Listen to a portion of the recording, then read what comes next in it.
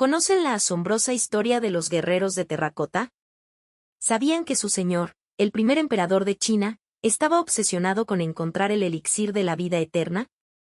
En el año 221 a.C., mientras que en Europa el cartaginés Aníbal se enfrentaba a la poderosa Roma, a 8.000 kilómetros más al este, un monarca logró unificar los 7 reinos de China a fuerza de espada y se convirtió en su primer emperador, Yin Shi Huang. Hasta entonces, los reinos chinos nunca habían estado unificados. Cuando nació Yin Shi Huang, libraban constantes guerras entre ellos, por eso aquel periodo se conoce como el de los reinos combatientes. El joven rey y el intento de asesinato. Yin Shi Huang ascendió al trono del reino de Yin con solo 12 años y medio, pero no fue hasta los 21 cuando tomó el poder real, luego de que el regente que había gobernado en su nombre fuera desterrado. El joven monarca, que en ese entonces era conocido como el rey Zheng, decidió emprender una serie de campañas de conquista contra los otros 6 reinos.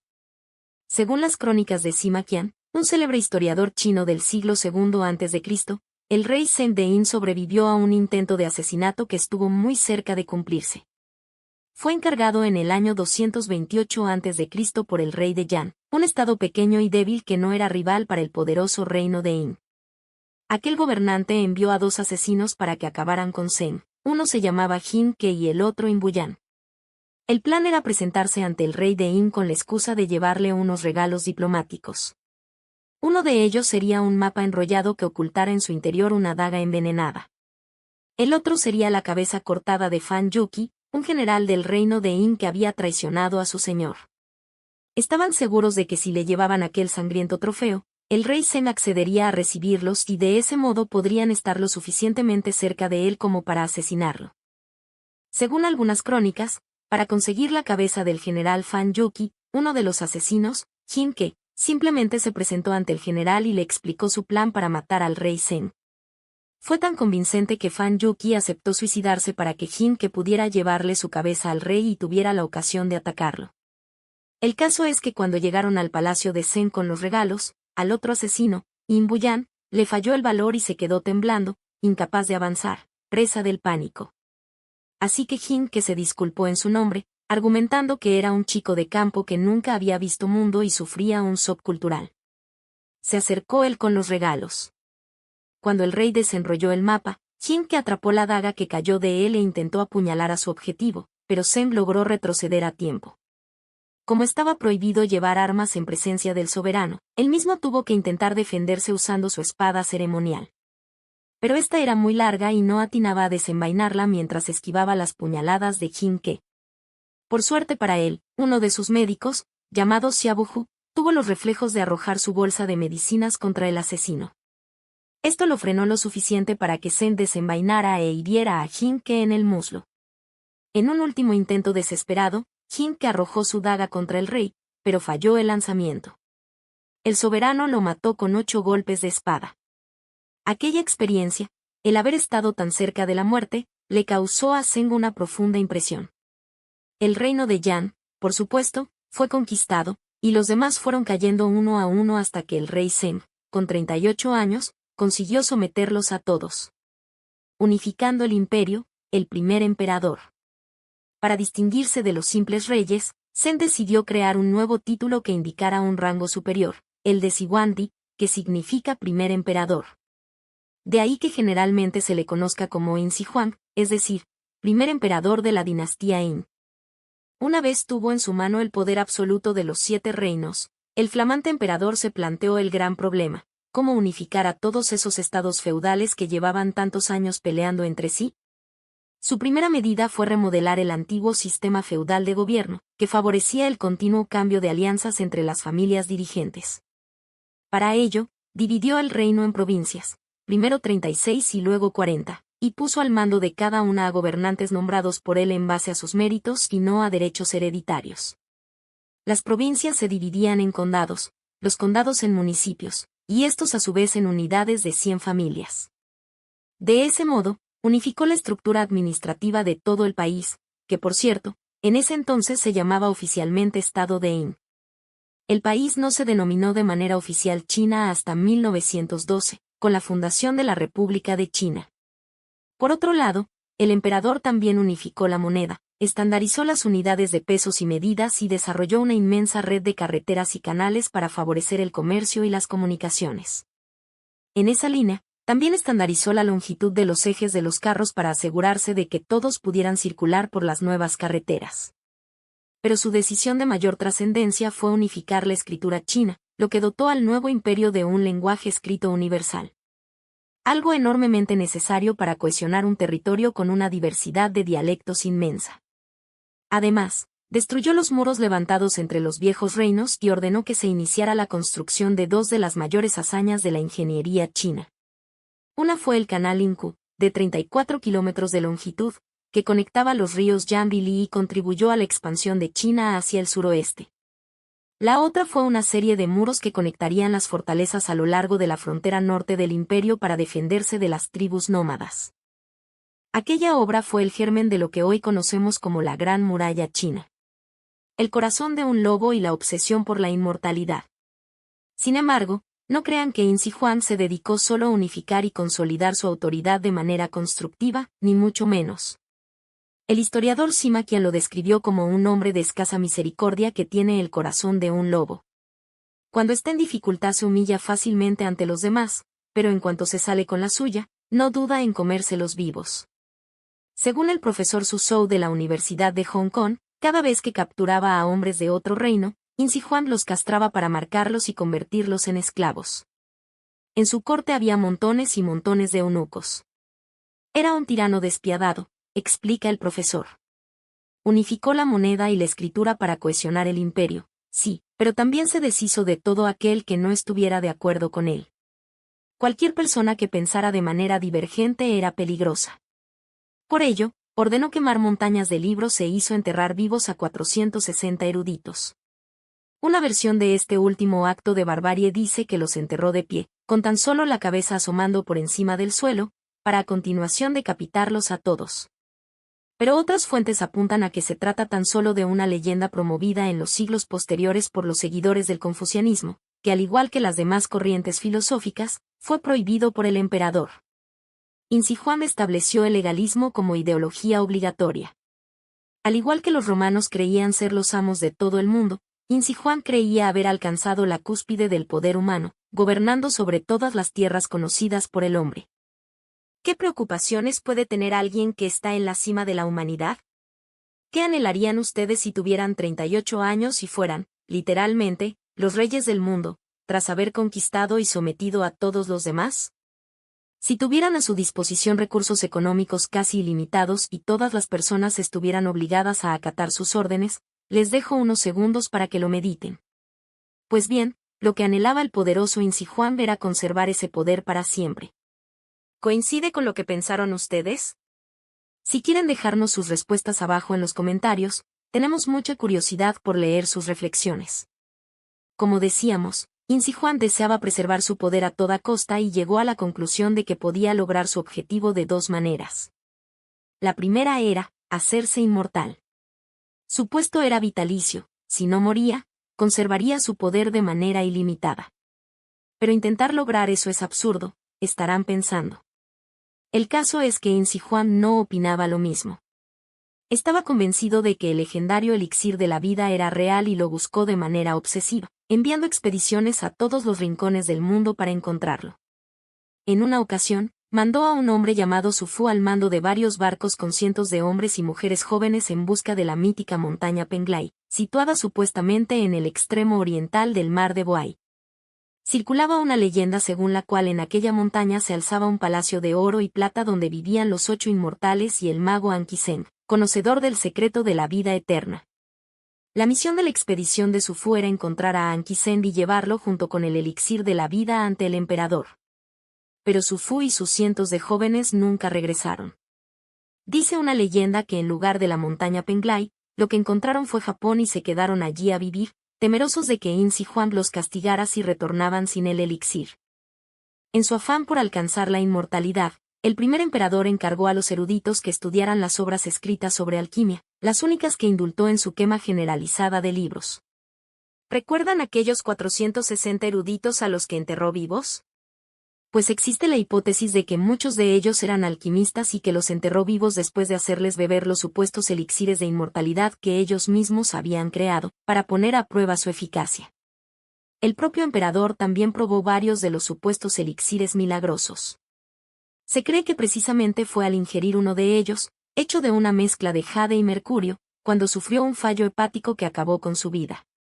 Sucedió en el año 210 a.C., mientras el emperador de 49 años se encontraba en uno de los diversos viajes que emprendió para buscar él mismo la montaña de los inmortales. Como la comitiva imperial se hallaba muy lejos de la capital, Xianyang, y tardarían al menos 2 meses en regresar a ella, su primer ministro, Li Si, temía que la noticia de la muerte del emperador diera lugar a un levantamiento general. De modo que solo informó de su fallecimiento a uno de los hijos del emperador y a sus 7 eunucos de confianza. Durante todo el viaje de regreso, fingieron que Insi Huang seguía con vida, cambiándole de ropa, llevándole comida y simulando que recibía y enviaba mensajeros. Como se encontraban en verano, para disimular el hedor que emanaba del cadáver en descomposición, el primer ministro ordenó que delante y detrás de la carreta del emperador viajaran carros de pescado podrido. El plan B, gobernar en el más allá. Como seguro que ustedes son personas que saben razonar, es probable que ahora estén pensando, vale, quiso ser inmortal para conservar eternamente su poder y no lo consiguió. Pero, ¿no habíamos dicho que el emperador creía que podía conseguirlo de 2 maneras? ¿Cuál era la segunda? Muy fácil, si fracasaba en su intento de alcanzar la inmortalidad y perecía, el plan B de Insi Huang era seguir gobernando su reino en el más allá, protegido por un gran ejército. En marzo de 1974, en la aldea de Onsean, a 35 kilómetros de la ciudad de Xi'an, un agricultor de 41 años llamado Yang Zifa se encontraba muy preocupado. Estaban sufriendo una sequía prolongada y si no llovía pronto, sus cultivos quedarían arruinados. Para no dejar su suerte a expensas del cielo, decidió, con la ayuda de sus 5 hermanos y un vecino, cavar un pozo en una pequeña zona boscosa al sur del pueblo. Los 7 hombres se dedicaron con ahínco a la tarea, cavando más y más en busca de agua. Cuando su pozo alcanzó los 4 metros de profundidad, aún no habían visto ni una gota de agua, pero Yang Zifa encontró algo sorprendente, una cabeza de terracota y una punta de flecha de bronce. No imaginaba que acababa de realizar uno de los hallazgos arqueológicos más importantes de la historia. El gobierno envió a sus arqueólogos y, como recompensa por su descubrimiento, le entregó a Yang Zifa 300 yuanes, lo que él ganaba en todo un año y que hoy en día equivaldría a unos 700 euros. Sin embargo, tanto a él como a sus vecinos, los obligaron a abandonar sus tierras. Eso sí, a cambio, les entregaron otras en una aldea vecina. Las excavaciones de los arqueólogos revelaron algo asombroso: decenas, cientos, miles de soldados hechos de terracota, colocados en formación de batalla, listos para defender a su emperador en el más allá. Lo primero que desenterraron fue el contenido de la denominada Fosa 1, con alrededor de 6.000 figuras de soldados y caballos. En la vanguardia se sitúa una compañía de 204 soldados entre arqueros y ballesteros, y detrás de ellos se extienden 30 líneas de carros e infantería. 2 años más tarde, descubrieron 2 fosas más, una de ellas con oficiales de alto rango y un carro de guerra. Entre las 3 fosas, se estima que hay unos 8.000 soldados, 130 carros tirados por 520 caballos y otros 150 caballos de uso individual. No obstante, la excavación todavía prosigue y no dejan de aparecer más y más figuras, de modo que aún se desconoce la magnitud total del ejército de terracota. Hace 3.000 años, en la antigua China, cuando alguien de la élite fallecía, era frecuente que sus siervos fueran enterrados con ellos para que continuaran sirviéndoles en la otra vida. Pero el pueblo llano comenzó a protestar, con toda lógica, contra aquellos sacrificios humanos. De modo que es posible que el primer emperador, en vez de sacrificar a todo un ejército para llevárselo consigo a la tumba, lo que probablemente podía instigar una rebelión, optara por reemplazarlo con soldados hechos de terracota. Los soldados de arcilla y el mausoleo. ¿Y cómo son esos soldados? La terracota o tierra cocida es arcilla endurecida en el horno. Todas las figuras están hechas del mismo material y miden entre 1.75 y 2 metros de altura, es decir, que eran un poco más grandes que el tamaño natural, tal vez para que el ejército resultara más imponente. Por lo general, los oficiales son más altos y los uniformes y peinados varían de acuerdo con el rango. Lo más impresionante es que, a pesar de la enorme cantidad de soldados, parecen no haber dos iguales. Soldados de caballería, infantería acorazada, conductores de carros con casco, aurigas con lanzas, arqueros con armadura, ballesteros arrodillados, todos presentan particularidades en sus uniformes o sus rasgos. Aunque los expertos han identificado 10 formas faciales básicas, no hay dos figuras que compartan exactamente las mismas características. A raíz de unos estudios que han encontrado parecidos morfológicos entre los soldados de terracota y habitantes actuales de la región, surgió la hipótesis de que tal vez las estatuas fueran modeladas a partir de soldados de carne y hueso, en la línea de replicar de manera realista las posesiones que Insi Juan quiso llevarse al más allá. Pero no solo se han hallado figuras de índole militar. En otras fosas más pequeñas, han aparecido figuras de acróbatas, de funcionarios, de músicos y de animales, como si la intención del emperador fuera recrear un microcosmos de esta vida en el que seguir gobernando tras la muerte.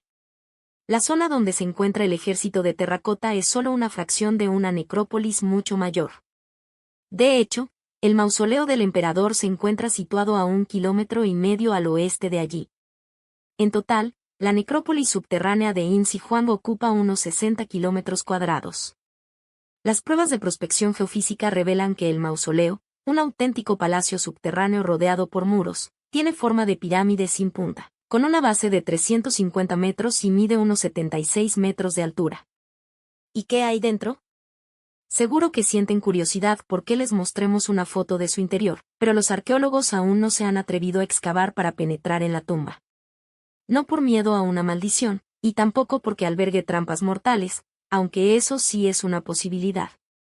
El temor que frena a los investigadores es que, al abrirla, su contenido quede dañado irremediablemente. Algo similar sucedió con los soldados de terracota, que originalmente estaban pintados con llamativos colores. Al contacto con el aire, la laca que recubría la terracota se resquebrajó y se desprendió, dejando tan solo la arcilla desnuda. Algunos conservan rastros de pigmentos y gracias a ellos se han podido crear algunas recreaciones del colorido aspecto que presentaban.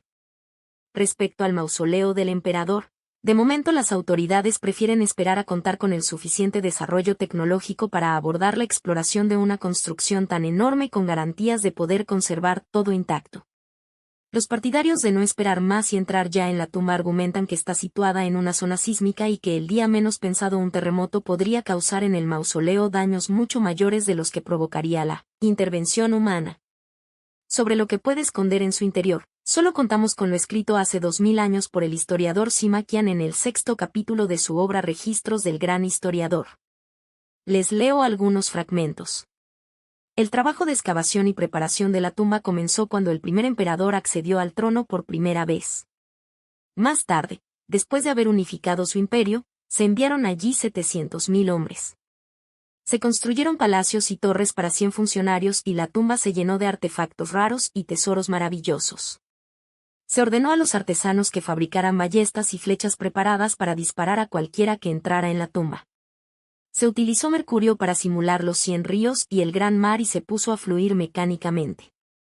Arriba estaban las representaciones de las constelaciones celestiales. Después del entierro, se sugirió que sería una infracción grave si los paisanos que construyeron los dispositivos mecánicos y conocían sus tesoros divulgaban esos secretos. Por lo tanto, después de que terminaron las ceremonias fúnebres y se escondieron los tesoros, se bloqueó el pasadizo interior y se bajó la puerta exterior, atrapando inmediatamente a todos los trabajadores y artesanos dentro. Ninguno pudo escapar. Luego se plantaron árboles y vegetación en el montículo de la tumba de manera que se asemeje a una colina. De las palabras de Sima Qian se puede deducir que en la tumba hay ríos de mercurio que recrean los cauces fluviales chinos. Lo cierto es que los análisis del terreno muestran niveles muy elevados de mercurio, por lo que se cree que puede haber algo de cierto en el relato del historiador, y el mercurio podría suponer un riesgo para la salud de los exploradores. También habla de ballestas y flechas listas para acabar con quien intente entrar en la tumba. ¿Será cierto? ¿Seguirán operativas? Suponemos que el día en que se animen a explorarla, los arqueólogos enviarán primero un robot. Insi Juan ordenó que comenzara su construcción al poco de ser coronado rey de In, es decir, cuando apenas tenía 13 años, por lo que las obras se prolongaron durante 36 años. En 1979, 5 años después de su descubrimiento, el sitio arqueológico se abrió al público y se ha convertido en un gran punto de atracción turística. Por cierto, ¿se acuerdan de Yang Sifa, el agricultor al que habían pagado 300 yuanes por su hallazgo? Fue contratado por el museo que se abrió allí y trabajó hasta su jubilación firmando libros en la tienda de souvenirs. Junto a las figuras del ejército de terracota se han hallado espadas que conservan su filo y aún no se han oxidado, gracias a estar recubiertas por una capa de cromo, además de mecanismos funcionales de ballestas y numerosas puntas de flecha con medidas uniformes. Pero la gran mayoría de los soldados carecen de sus armas, lo que induce a pensar que la tumba fue saqueada, probablemente en el transcurso de alguna de las muchas revueltas que se sucedieron tras la muerte del emperador. Una de las teorías de los arqueólogos es que un grupo rebelde, liderado por el general Xian Yu del reino de Chu, penetraron en la necrópolis y, tras saquearla, quemaron las estructuras que cubrían el recinto funerario, que eran de madera. Al desmoronarse sobre las figuras de terracota, muchas se rompieron, y con el paso del tiempo la vegetación fue cubriendo el lugar, que permaneció en el olvido durante 2 largos milenios. ¿Abrirán los arqueólogos la tumba del primer emperador de China algún día? ¿Qué encontrarán en su interior? No lo sabemos, pero el día en que eso suceda, si seguimos aquí, prometemos hacer un video para contárselo. ¿Y ustedes, qué opinan de Insi Huang y su ejército de terracota?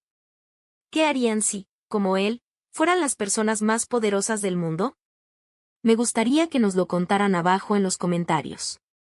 Y si quieren conocer más historias interesantes, suscríbanse a nuestro canal. Nos vemos en el siguiente video.